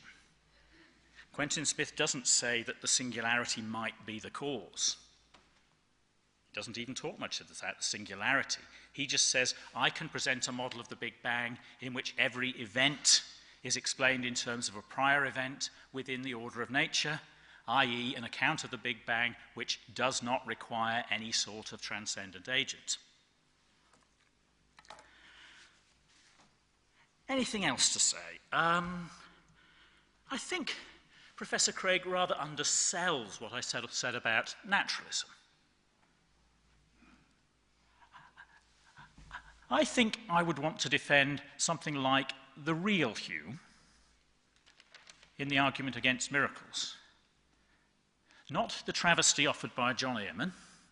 I had hoped we might get onto that in the course of this debate, but it seems that we're not going to. I think I want to defend something like the real Hume's views. Now, the real Hume doesn't say that you should give a probability of 0 to any account of a miracle, and he certainly doesn't say that your subjective probability for the occurrence of a miracle shouldn't go up when you hear witnesses. What he says is your subjective probability shouldn't go up very much. Why not? Well, there are lots and lots and lots of false positives out there. Just think of the people who go to Lourdes every year. Thousands and thousands and thousands and thousands of people, devout believers, go to Lourdes hoping for cures. Some of them are going to get better. Some diseases spontaneously go into remission. Doctors make mistakes, misdiagnoses. And of course, there's a well-known bunch of psychosomatic effects. So there are going to be lots and lots and lots of false positives on any account. I think it's that sort of argument that gives me good grounds for thinking that there probably aren't miracles going on at Lourdes, and for thinking that we're going to be able to tidy up the remaining anomalies of the ghost world. I think this is ultimately an empirical argument, not an a priori one. It's ultimately a track record argument. We end up explaining what's going on in the world solely in terms of natural causes. Is this a proof that there isn't a God? Well, of course it's not. Is this a proof that no miracles occur? Well, of course it's not. How could you provide such a proof? The argument is of the form, no reasonable person would believe that on the available evidence. As for personal experience, we've been offered not even a glimmering of a criterion for when people get it right. Professor Craig just says, oh, well, if they get it right, they get it right, and it's the real thing. But of course, anyone can say that. No doubt the Aztec high priests demanding further human sacrifices said that. So I hope none of you are going to think that personal experience gives good grounds for believing in the God, Christian God or any other God. You'd better find better grounds than that.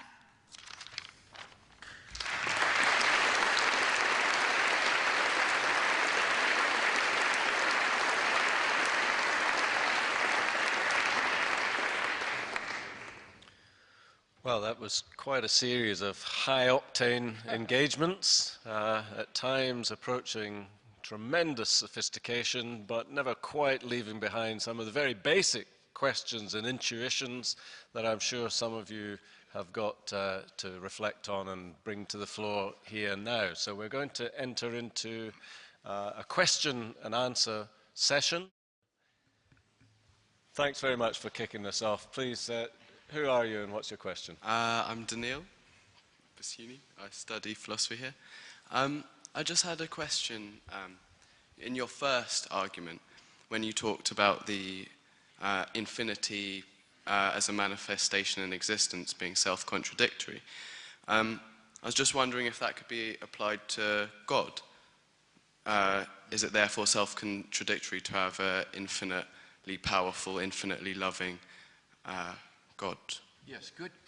This is a good question that students often will ask, and I would say that no, it doesn't apply, because the type of infinite that I'm speaking of here is a quantitative infinite of a collection of definite and discrete parts that are collected into a whole. Whereas when one speaks of the infinity of God, this is not a quantitative concept. It is, as it were, a qualitative infinity, not a quantitative or mathematical infinity. Basically, it means that God has attributes like being all-powerful, all-knowing, all-loving, eternal, necessary, self-existent. And these are all sort of captured by the umbrella term, the infinity of God. But there really isn't a separate attribute of God called infinity. It's a sort of umbrella term for all of these other superlative attributes, which are not mathematical or quantitative in nature. And so this wouldn't impinge upon the theological concept of God's infinity. Just ask another question. No. Thank you. That was a perfectly good question. Yes. And one's enough. Wrong side. Question for Andrew Pyle. Hi, Dr. Pyle. Can I just say thank you both? Sorry, my name's Edward. I'm a scientist, so I don't have any kind of grounding in philosophy. I do apologise if I have a slightly simplistic question, but can I just first say thank you to both of you for a really engaging debate.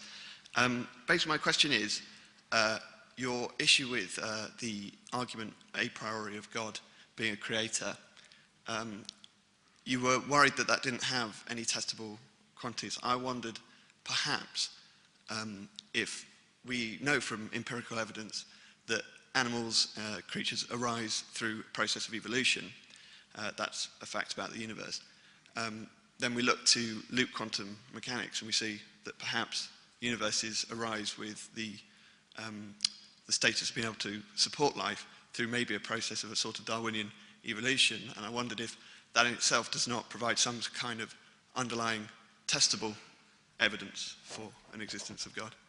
I don't think it provides any evidence for the existence of God at all. One of the beauties of the loop quantum theory, if it works, and this is all terribly speculative stuff, is that it will provide an account of the fine-tuning that doesn't require a God.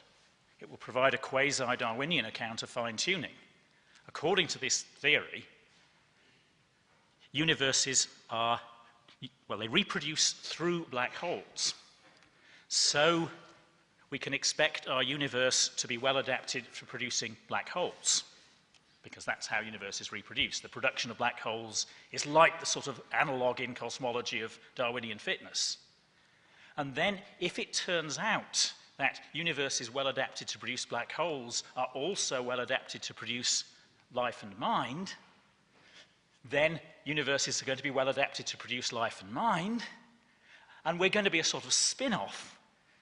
What these reproducing universes are really trying to do is to produce as many black holes as possible, and we're just a side effect, and we mistakenly think that we're the purpose of the whole thing. Now, this is terribly, terribly speculative stuff. I haven't the foggiest notion if this theory is true. But if you look at the Smolin stuff, he insists again and again and again that his theory is leading to predictions, you can test it, and some of the tests come out right. Now, as I said to Professor Craig, in the past, natural theologians were quite prepared to make empirical claims about the universe. And currently, they seem to be running away from doing that. Can I respond? I think not, because otherwise people are going to have to be excluded from their right to ask questions. My name's Joel. I'm a single honours philosopher. Dr. Craig, you said in your moral argument that if we didn't have a God, we wouldn't be moral agents, and you proceeded to throw a lot of emotive terms around, I don't know, maybe to break the audience's glass jaw by using rape and other such words. I'm just a bit curious. I saw an anthropological video today in Anthropology of Religion. There's an Amazonian tribe whose punishment for the women going into the man's hut is to rape her. Now, I felt a bit shocked by that, but I don't think they're not human. Are you positing that this Amazonian tribe don't fall into the category of humanity because they don't agree with your morality? No, on the contrary, what I'm arguing is that given atheism, there is no absolute standard of right and wrong by which you could judge their actions to be immoral or wrong. And neither could you judge National Socialist Germany or apartheid in Afrikaner South Africa or some homophobic society to be doing something morally wrong, because in the absence of God to set an absolute standard for moral right and wrong, we are lost in a kind of socio-cultural relativism, which your example illustrates for us. Thank you. Good evening, my name is Edmund Sutton and I'm reading physics. Dr. Pyle, why would the disciples of Jesus have been prepared to be imprisoned, tortured, and killed, very often in most unpleasant ways, if they were not absolutely convinced that Jesus was actually alive again? What made them believe this so strongly? What made them believe this so strongly? Well, people believe all sorts of things for all sorts of reasons. I don't think I'm obliged to give some sort of account or explanation. If you look around the world, are there not many, many, many people who are going to die for something you regard as purely mythical? Am I expected to reply? Well, it's a rhetorical question, but I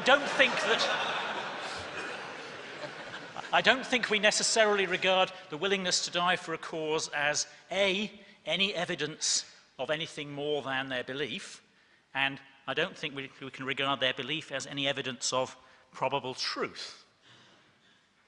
People are prepared to die for all manner of silly causes.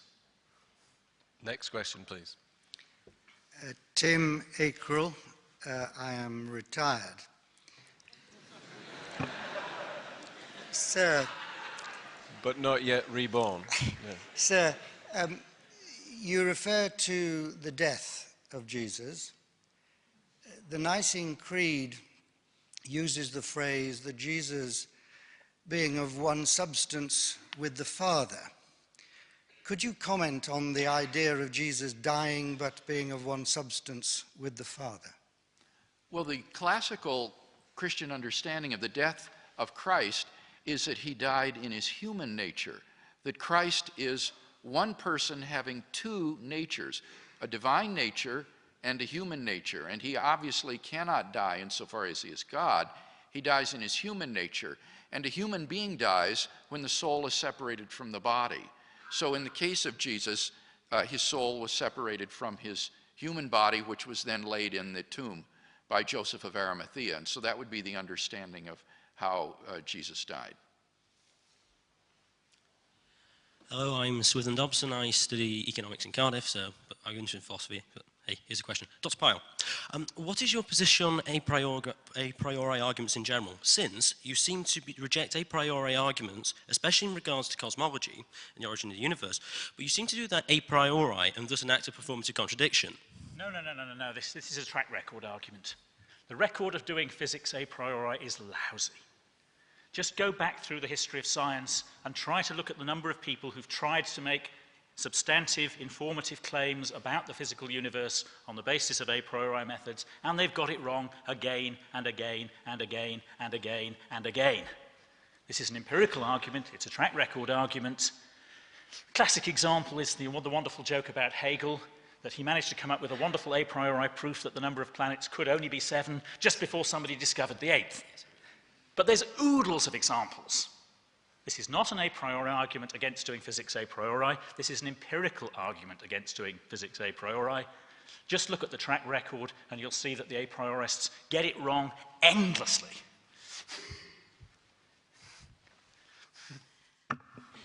Hi, I'm Bryony. I study philosophy.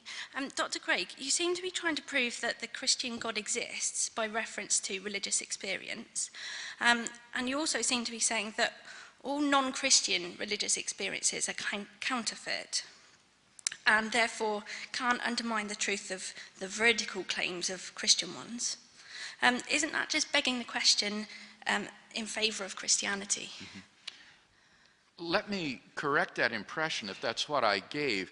My point was that the existence of counterfeit experiences does nothing logically to undermine the veridicality of a genuine experience. But that's not to say that there aren't veridical religious experiences in other religions. I think in other religions, their experiences are very different from Christian experiences. For example, an experience of transcendence, for example. I have no reason to think that in other religions one doesn't have an experience of transcendence or an experience of some greater whole, greater than all of us and as finite parts and things of that sort. So I don't deny that there can be religious experiences that are veridical in other religions. But it's not question begging in any case, because if I have an experience of God as a personal Savior and Lord who forgives my sins and brings me into relationship with himself, and I have no good reason to think that that experience is delusory, I'm perfectly within my rational rights to believe that I am so related to him. And so what one would need would be some kind of a defeater of that belief. And I would say that's true for religious experience in general, that in the absence of some sort of a defeater, and by a defeater I mean an overriding objection, you're perfectly rational to go with what your experience tells you. Herman Corders, citizen. I fear I'm on the wrong side here, actually. But may I just put this question? I believe Professor Craig mentioned that Christianity is compatible with agnosticism. Could you explain that more? I think that's probably true. Certainly there are versions of agnosticism in the 19th century which come very, very close to religious belief. If you look at 19th century agnosticism, you've got a very negative tradition running through T.H. Huxley, which comes out of Hume and says, you know, maybe the world of phenomena is all there is, maybe there's nothing behind the scenes, and that's very close to atheism. But you've also got a strand of agnosticism coming out of Kant. And Kant believes that behind the phenomenal world of appearances, there's a noumenal world of things in themselves, and we can know that it's there, but we can't know anything about it. And that strand of agnosticism runs through people like Herbert Spencer, and he talks about the unknowable with a big U. Now, you might think that's a pretty watered-down version of religion to say, well, there's this unknowable thing that sort of lurks behind the scenes, and maybe it's God, but we don't know that. But there certainly are, you know, strands of meaning, nuances of meaning within agnosticism, and some of them come fairly close to, you know, being positive about religion. Not about any particular religion, because, of course, this is the unknowable. So you'd lose a lot of, you know, particular creeds. But, of course, it could be perfectly true that, well, what could be perfectly true? It could be perfectly true that there is the God of Christ, of the Christianity. You could be a fideist. Indeed. Indeed. And everything I said today is perfectly consistent with fideism. You know, the fideists believe that, you know, God exists, or even a God of a particular tradition exists, but we just don't have any good arguments. A quick word from William, May because... a quick word from William, because you were What really I meant was that many Christian theologians believe in the full Christian gospel and truth, but they don't do so on the basis of argument and evidence. And so it's in that rational sense. They're agnostic about the value of arguments and evidence for Christian faith. But they're still Christian. They believe it on faith or on the basis of religious experience, not on the basis of rational argument and evidence. That's what I meant.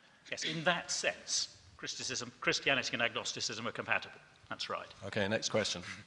I'm Laura. I'm a philosophy student. And you said in your moral argument that God must exist on the basis that he's the only possible source of objective morality, and that in society people would not like to admit that murder and rape are wrong purely on the basis that society has made it this way. What I would like to ask is, of course, it's comforting and it's all well and good to say that, oh yes, there must be an objective moral law, murder and rape are always wrong. But as a philosophy student, I've learned that logic is incredibly important. But where is the logic in moving from the fact that society has dictated, so to speak, that murder and rape are wrong? Where is the logical movement from that to the fact that there must be objective moral laws and that there must be a God? It would be on the basis of our moral experience. In the same way that we trust our sense experience that there is a world of external objects out there, and that you're not, say, a body lying in the matrix being stimulated to believe that there is a reality out there when it's really all virtual.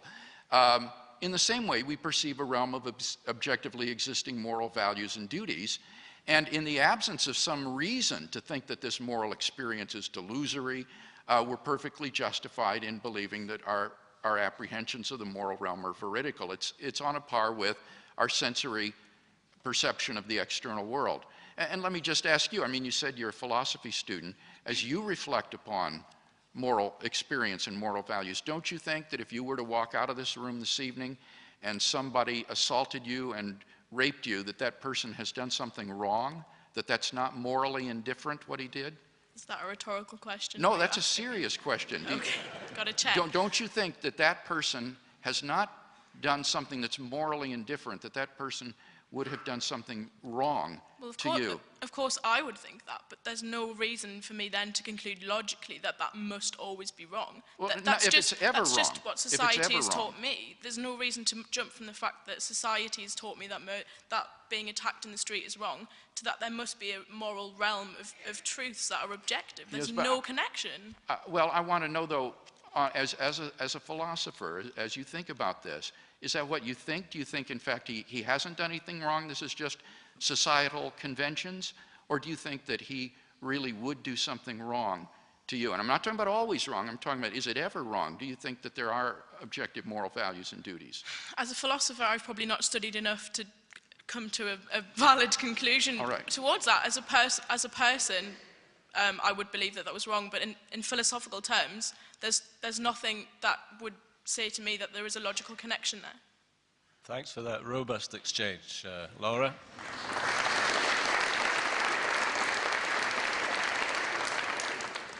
Hello, I'm Rob. I'm an engineer.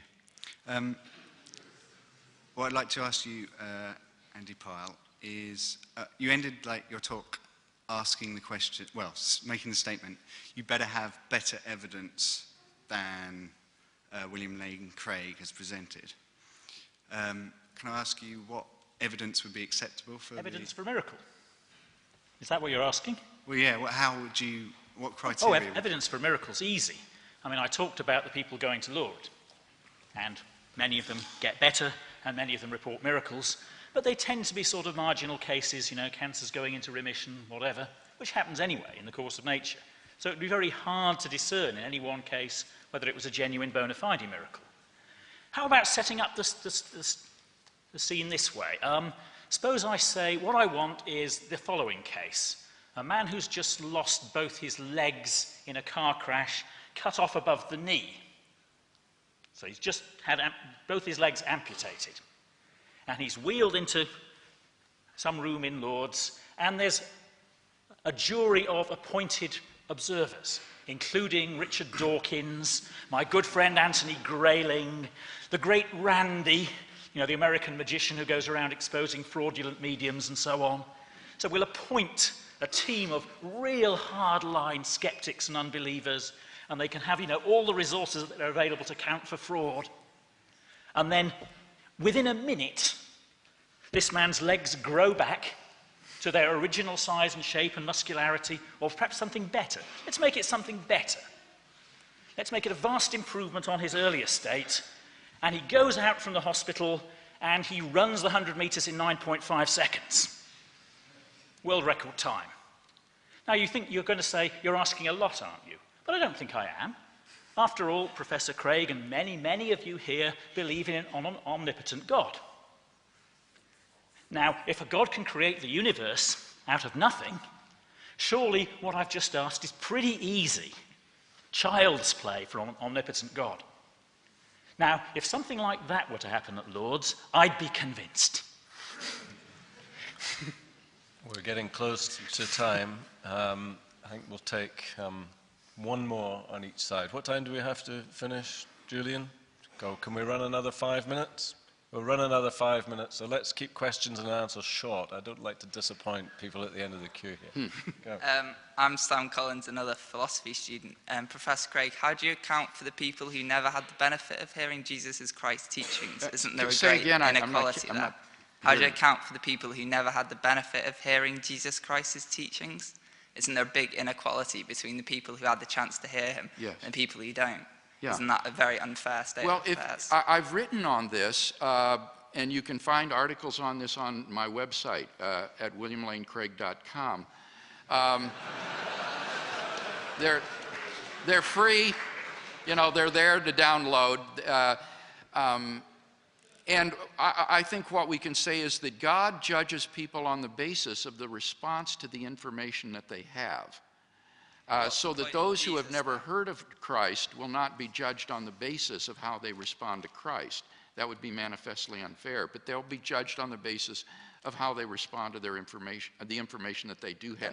Doesn't that render Jesus an important and pointless? Couldn't you just have no Jesus and just have everyone responding to the No, information it wouldn't at all, they get? because they would still only be saved through the atoning death of Christ. But if they respond to the information that God has revealed to them, the benefits of Christ's sacrificial death can be applied to them without a conscious knowledge of Christ. This is the way people in the Old Testament were saved and their sins were forgiven. They had never heard of Christ. Many of them had never even heard of the idea of a Messiah. And yet they responded to the revelation that God had given to them, and therefore it was reckoned to them as righteousness until Christ should come. Take it or leave it. Next question. My name's Tim, I'm a student.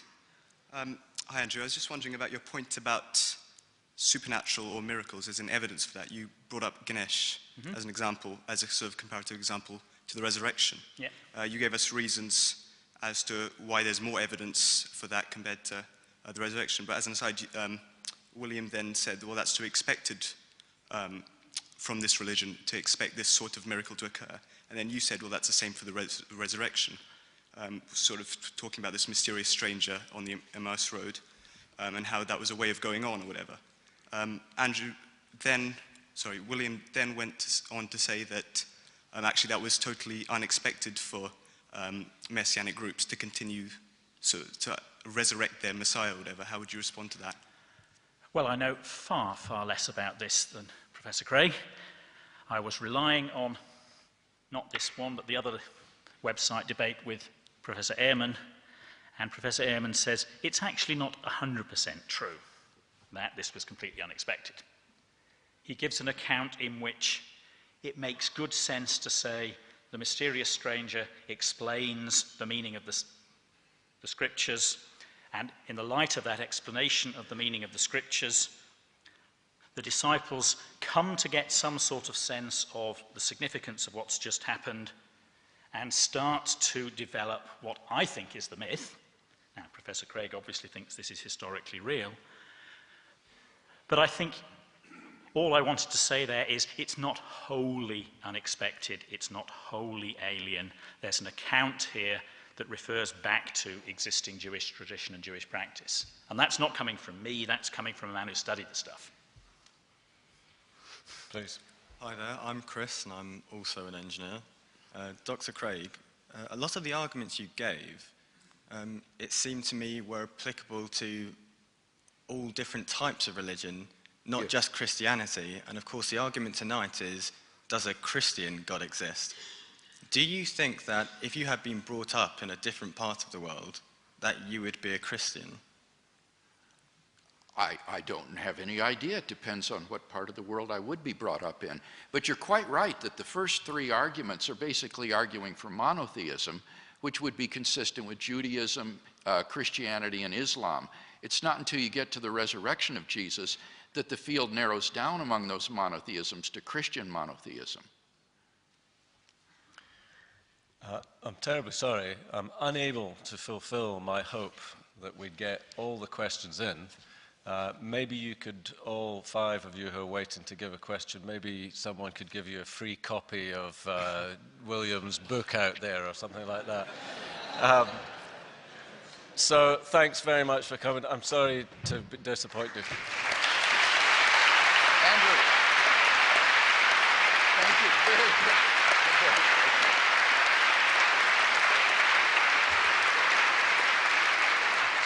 So, sorry about that. I was just thanking the questioners at that point. Can I thank the audience, because I think it's terribly important that these kind of debates are conducted in the right kind of spirit. To me, one of the problems about, as it were, the Dawkins position is not so much what he says, but the kind of implication that he's rather demeaning people who hold contrary views. And similarly, I've heard atheists, just because they firmly hold their views, that they must somehow be fundamentalists. And I think we've got to get a proper kind of democratic dialogue into these issues on both sides. And can I thank you for providing just that kind of spirit tonight. But above all, can I thank our two speakers, William Lane Craig and Andrew Pyle, and good night, everybody.